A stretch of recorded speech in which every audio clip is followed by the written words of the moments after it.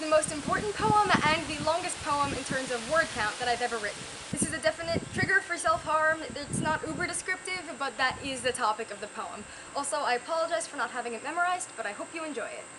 2 years ago today, I decided to become a world-renowned artist to ease the chaos of my mind. I instantly found a sanctuary in a pair of children's scissors and subdued laughter. What a beautiful case of nostalgia. Reaching for the same tool in times of sheer boredom, once of innocence, now of twisted joy.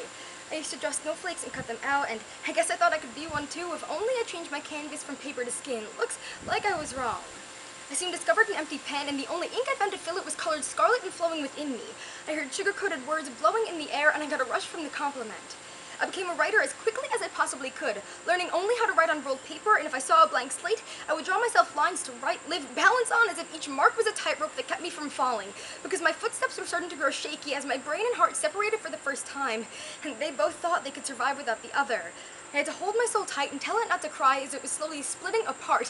What a beautiful parallel to my once unbreakable skin that was shattering more day by day, except I used nothing to shelter that pain because the blood was like a trophy and I always wanted to be a champion. People told me this was an addiction, but it never was. It was my first true love, and we all know heartbreak is the greatest killer there is. But when I met all of you, the wounds started stitching themselves back together, and the blood dried up, and I told you that healing my scars would only rip my sanity farther apart, inch by inch, until I was left as nothing but a hollow shell, but none of you listened. And thank the fucking universe that you didn't. You handed me a pile of blank paper, and even though I only learned to write on lines, and I thought I could never live with an empty slate, perhaps it's time to stop being a writer and instead go back to being an artist, and tell me who the hell wants to paint on a lined canvas.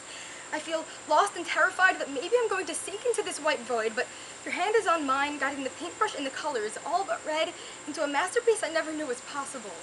My skin has closed in, but my heart is still mending, and you are filling it in with each day I live. These scars will always be beautiful to me, but somehow they don't compare to the scent of sawdust or the sound of a room full of laughter or a smile so wide I don't believe that I witness it in my own mirror each day. Now, that's what I call art. This is what I call happiness. This is what I can finally call a life worth living.